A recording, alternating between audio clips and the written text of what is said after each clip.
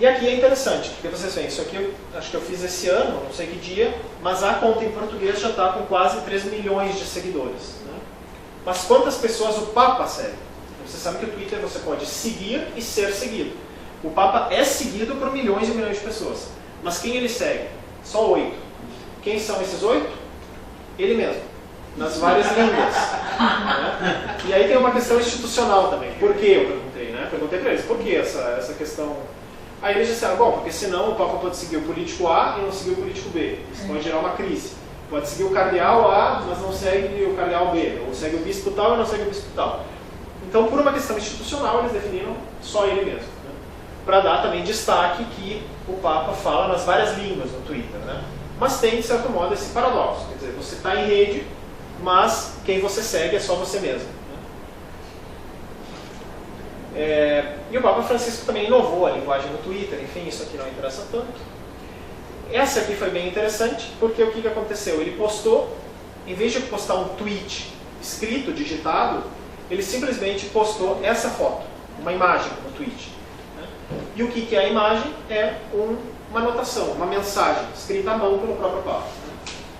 Então também é interessante, na era digital, o Papa encontrou uma forma de traduzir a sua presença, a sua intimidade, né? O que é a nossa escrita, a nossa caligrafia, né? Fala muito de nós mesmos.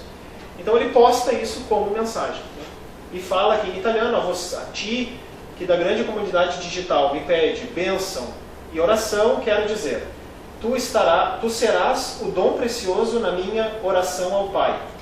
E tu não te esqueças de rezar por mim e pelo meu ser servo do Evangelho da Misericórdia. Então, quer dizer, ele já responde para ti que está me pedindo bênçãos, tu vai ser o dom precioso da minha oração, e por outro lado, reza por mim. Então, também, de novo, no Twitter, que é um ambiente não católico, né, pode estar qualquer pessoa ali, mas o Papa, no seu discurso, com a sua própria mão, né, tenta construir essa proximidade na rede. Achei bem significativo esse tweet aqui, que foi bem no período que ele lançou a mensagem para o Dia Mundial das Comunicações do ano passado. Aqui é só para ilustrar, então, a Rádio Vaticano, né? Então é um nível, digamos, abaixo, é uma institucionalidade católica, né? Tem vários órgãos que têm presenças no Facebook, nas redes. Eu peguei esse por ter sido pioneiro no Facebook. Né? Então, todas as postagens, o que as pessoas comentam, como é que a página responde, né? O que ela posta, o que ela não posta, enfim. Um nível brasileiro, então, antes era uma institucionalidade vaticana, aqui é brasileira. E por que sócio-institucionalidade? Porque esse grupo Jovens Conectados, ele nasce no meio dos jovens. É um grupo de jovens que gosta das coisas de internet, começa a trabalhar essas questões relacionando a igreja com a internet. Eles têm alguns vínculos com os bispos e os padres, assessores da Pastoral da Juventude, Pastoral Juvenil, como é chamada, né? Na CNBB. A CNBB gosta do projeto e se apropria desse grupo. Então, hoje, eles são um órgão midiático, comunicacional, reconhecido pela CNBB. Eles falam com o selo CNBB, digamos assim.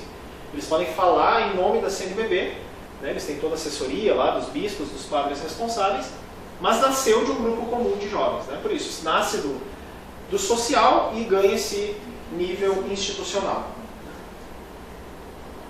Então também, como é que esses jovens traduzem o catolicismo, né? Na linguagem juvenil e na linguagem das redes? Né? Então o livro ele tenta analisar um pouco isso, essa trajetória desse grupo. E o último caso, né, que é um pouco mais polêmico, um pouco mais, enfim, também desafiador, que é aquilo que eu chamei de uma minoria periférica, né, católica brasileira. O que é? É um grupo de católicos, gays, lésbicas, transexuais, é um grupo LGBT católico. Né?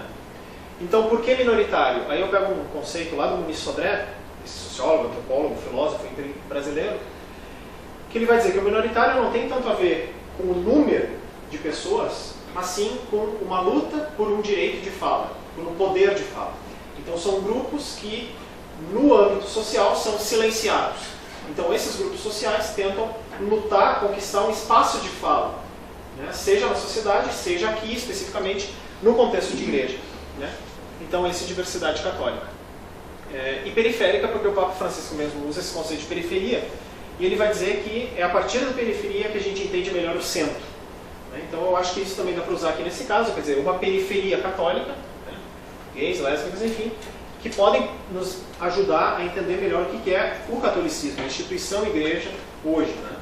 Então, o esforço do livro também é de aprofundar esse grupo aí. Então, algumas conclusões, né?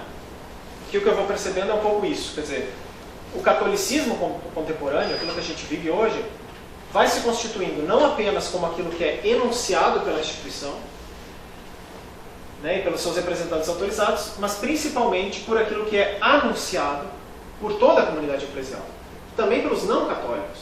Quer dizer, o que é o catolicismo hoje? Para entender o catolicismo hoje, basta acompanhar apenas aquilo que o Vaticano diz, que a CNBB diz? Não, isso é o que é enunciado, né? Mas o que é anunciado, quer dizer, todo mundo pode falar sobre o catolicismo. Né? E como é que a gente lida com isso? Com aquilo que é diversa e difusamente posto em circulação, reconhecido e reconstruído. Né? Os sentidos, os símbolos do catolicismo, a teologia, a doutrina, está aí, quer dizer, nas mãos de todo mundo. Né? Todo mundo começa a falar sobre isso publicamente. Comparando lá com Lutero começou com uma tese pregada numa porta. Né? Mas hoje as pessoas têm alcance mundial com aquilo que podem, né, comunicar nesses meios. Então a dimensão que isso ganha em termos de velocidade, de alcance, né, muda muito a situação. Isso eu vou passar. E aqui então o que eu proponho mais como desafio para a igreja hoje, né, dentro desse cenário.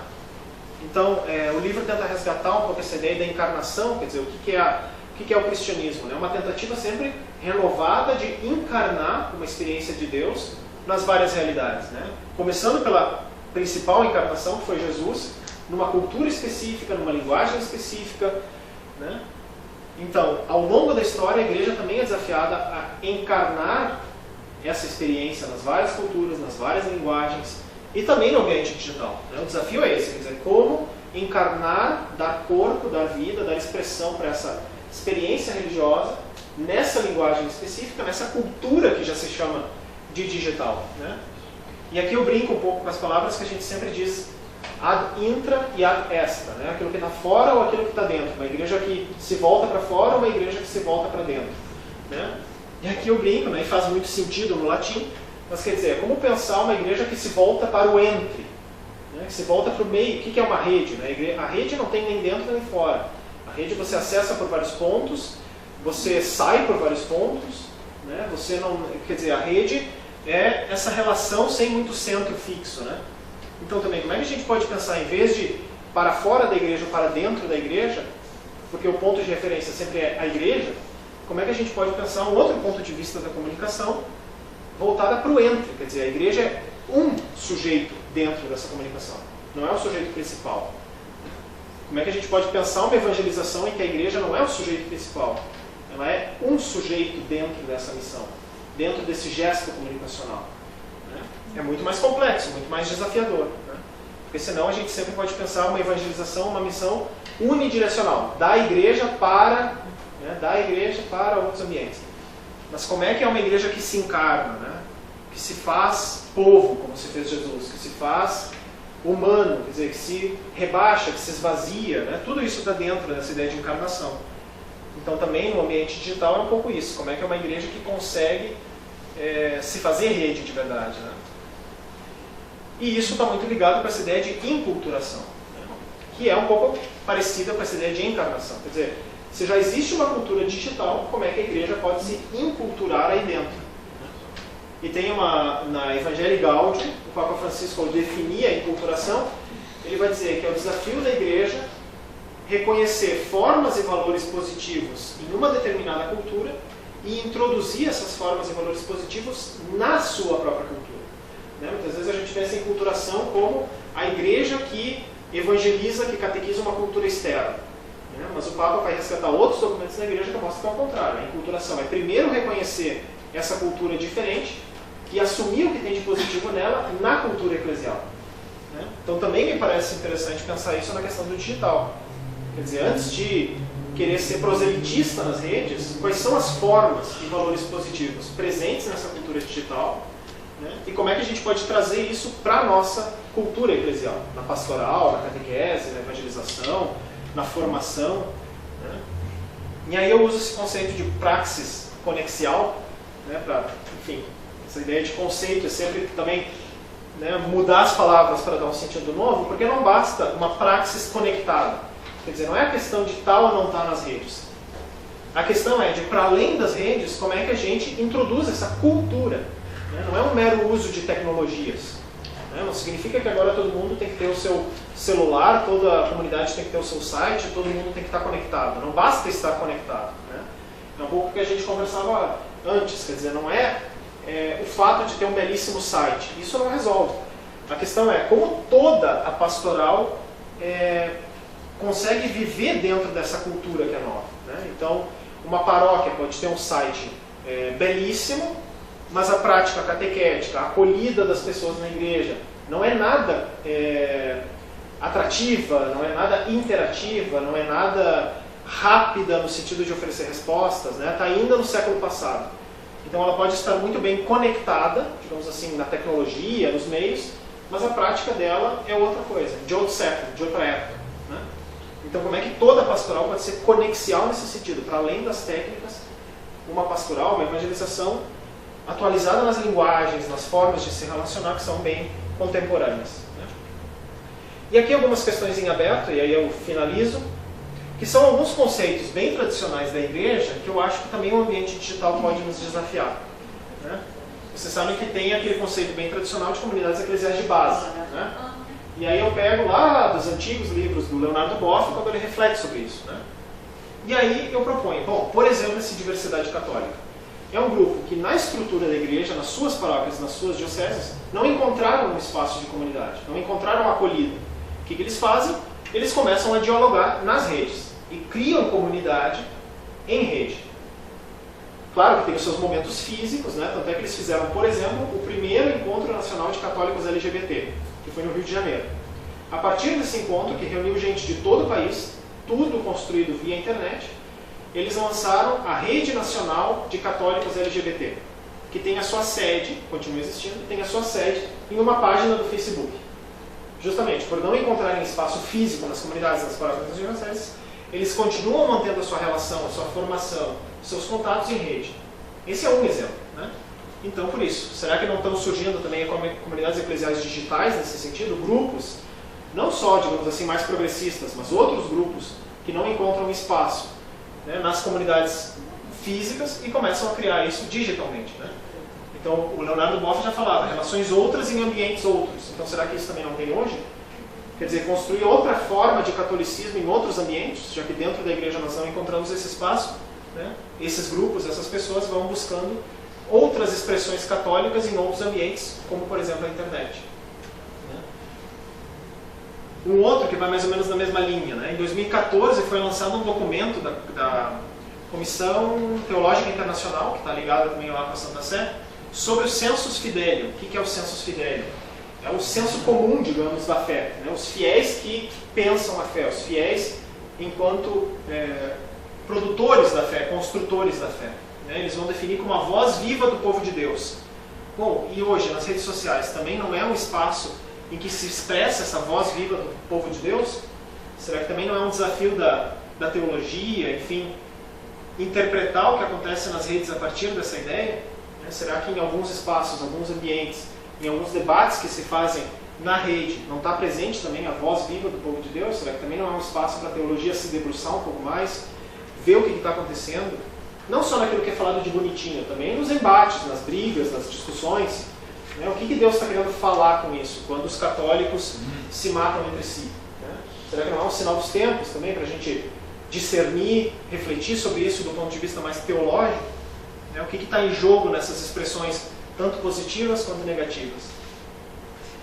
E o último, a ideia de testemunho. Né?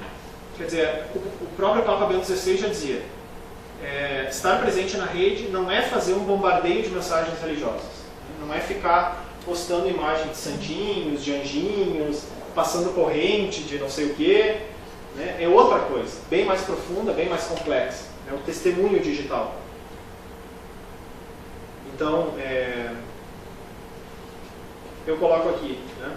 Por exemplo, o problema fundamental para uma presença significativa da igreja na cultura digital não é a aquisição de tecnologias sofisticadas, nem um suposto poder comunicacional calculado em números. né? Muitas vezes as pessoas querem só quantas curtidas eu recebi, quantas visualizações teve o meu vídeo. Bom, a evangelização não é só isso, né? Ou melhor, nem é isso. Né? Essa questão do marketing católico, da busca de... Né? Vai além disso, né? E aqui eu cito uma frase do Papa Francisco, né? O Deus em quem acreditamos, um Deus apaixonado pelo ser humano, quer se manifestar através dos nossos meios, ainda que pobres, porque é Ele que opera, é Ele que transforma, é Ele que salva a vida do ser humano. E aí diz o Papa, independentemente das tecnologias, o objetivo é saber inserir-se no diálogo com os homens e as mulheres de hoje para compreender as suas expectativas, dúvidas e esperanças. E se hoje os homens e as mulheres expressam cada vez mais a sua vida pessoal, a sua intimidade nas redes sociais, então também por causa disso, a igreja tem que se fazer presente aí, como missão, como chamado mesmo. Né? Se as pessoas constroem suas relações aí, é missão da igreja de estar aí presente. E aí o Papa Francisco continua falando dessa questão do testemunho, né? Não se faz com o bombardeio de mensagens religiosas, a igreja não faz proselitismo, ela cresce muito mais por atração. Isso que ainda de Bento XVI. E aqui o Papa Francisco diz, e o valor do testemunho, na rede e fora dela, tem mais força do que 1000 palavras, do que 1000 volantes, do que 1000 likes, do que 1000 retweets, do que 1000 vídeos do YouTube. Né? Então é essa coisa de não dicotomizar. Né? Na rede nós somos muito santos, muito perfeitos, e na prática cotidiana nós somos outra coisa. Né? Ou então aquela ideia, uma paróquia super desenvolvida, com ótimos meios de comunicação, mas a vida comunitária é outra coisa, né? Cheia de fofoca, a pessoa não é nem acolhida na porta da igreja, ou então o padre está sempre de cara amarrada. Né? Então, quer dizer, é pensar o testemunho digital como essa coisa que não dicotomiza. Nas redes e fora dela, nós somos coerentes. Né? A gente comunica aquilo que a gente faz e a gente faz aquilo que a gente consegue comunicar. Né? Um pouco essa ideia. E eu acho que é isso. E também a questão pastoral, essa imagem eu acho que é bem representativa, porque é um pouco isso, né? As redes, no fundo, para quem sabe ouvir, para quem sabe ler, são um confessionário. Né? As pessoas estão sempre se expondo, de algum modo, para o bem, para o mal, criando mundos, né, de a minha vida é um paraíso, ou então a minha vida é só depressão. Bom, do ponto de vista pastoral, para quem acompanha as pessoas, as redes podem ser um bom megafone. Né? A gente coloca o nosso ouvido ali, a gente consegue também ter um reflexo dessas comunidades, dessas pessoas. Então acho que é um desafio para quem lida com comunidades, com formandos, com catequizandos, quer dizer, assumir a rede social como esse espaço de escuta, né? Esse espaço de acompanhamento também. Quer dizer, o que essa pessoa, por que ela postou isso? Por que ela está falando isso agora? Né? Por que ela está usando essa linguagem? Quer dizer, quase fazer uma leitura orante, se a gente quiser usar a expressão, daquilo que as pessoas fazem em rede. Né? Pode ser um bom termômetro também da vivência de fé das pessoas que a gente acompanha. E para finalizar mesmo, eu já disse que eu ia finalizar várias vezes, mas para finalizar mesmo, eu acho que isso aqui também serve de metáfora. Né? Isso aqui vem lá de Santo Ambrósio, século IV, né? Poucos anos antes da internet. E ele vai usar essa frase em latim, que eu acho que é uma ideia central também para nós pensarmos essa transição que a gente vive. Né? Ele vai dizer, buscar sempre as coisas novas e conservar as coisas herdadas, as coisas do passado.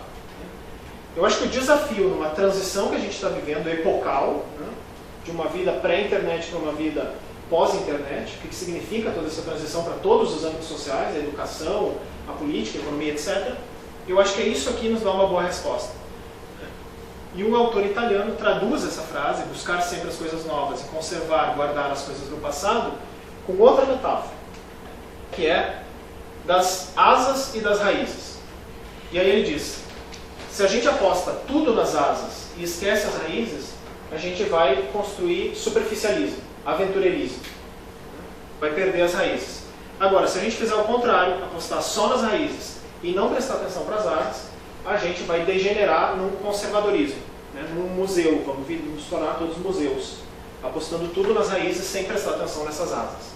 Então é um pouco isso, quer dizer, a tradição da igreja e as novas linguagens, a cultura digital, nesse meio de campo, de novo, né? Como é que a igreja se situa entre essas duas coisas? É um desafio, quer dizer, a resposta é local, é conjuntural, é tentativa, é artesanal, né? Cada grupo, cada expressão católica tem que encontrar aqui, né, o seu ponto de equilíbrio, a sua expressão mais significativa, coerente, né? Aquela ideia do testemunho coerente. Então, um pouco isso, pessoal. Acho que aqui vem os meus contatos. Aí quem quiser também continuar o debate, e fico aberto para não só perguntas, mas comentários, críticas. Né? O livro já está publicado, né? Mas a reflexão continua. Né? Isso que é o mais importante. Então, obrigado.